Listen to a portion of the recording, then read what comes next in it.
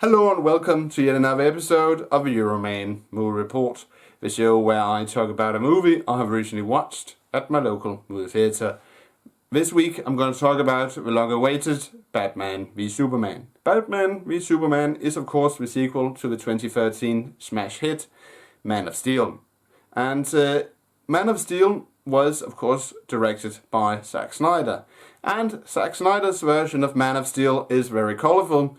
It's very well put together, very moving, well acted, and with Hans Zimmer's music slapped on top of it, a very good movie. They decided to hire Zack Snyder for the sequel, and the sequel for Man of Steel got the title Batman v Superman, which of course refers to a comic where Batman and Superman fight.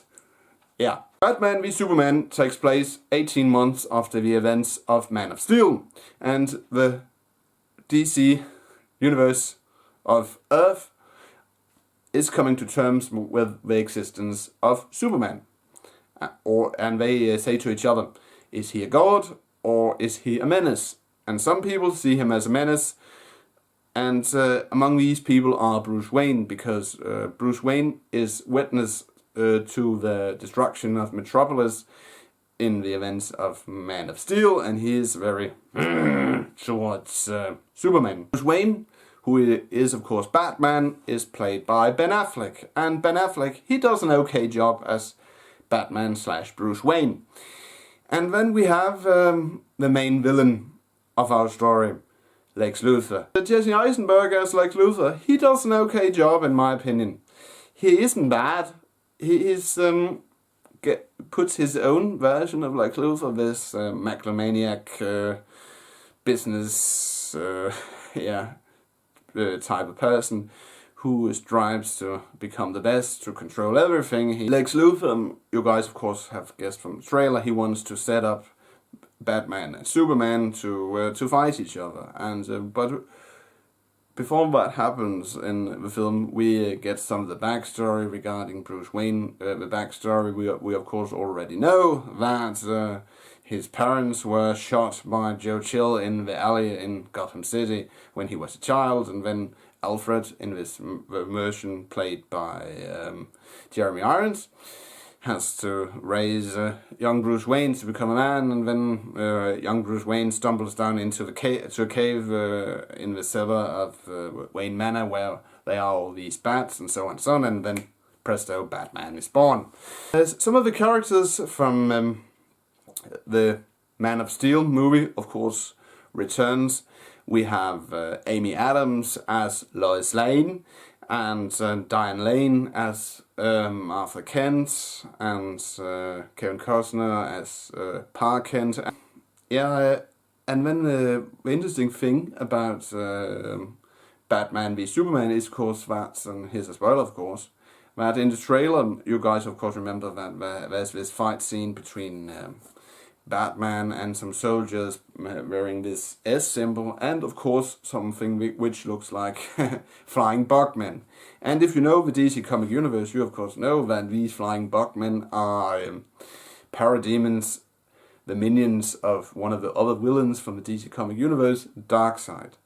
And it's hinted, and here's a spoiler of course, that in the end of Batman v Superman, that's the main villain of the Justice League movie, which comes out in theaters, part 1 of that movie next year, that the main villain could be Darkseid.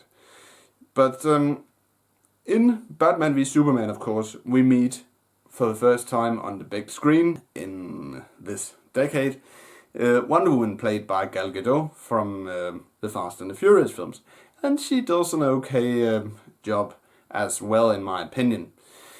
And of course there's a lot of stuff you could talk about this film. Of course you could make a video which lasts for hours, because there are small references to other parts of the DC comic universe.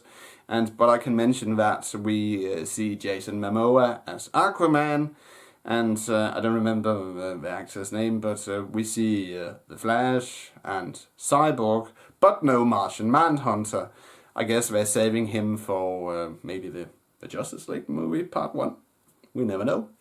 So, all in all, the acting, Ben Affleck, Jesse Eisenberg, Henry Cavill, of course, who returns as Superman, and the other actors, they do a very good job. And we have Holly Hunter as this corrupt senator, Senator Finch, who goes out of her way to discredit Superman. So she does an okay job as well.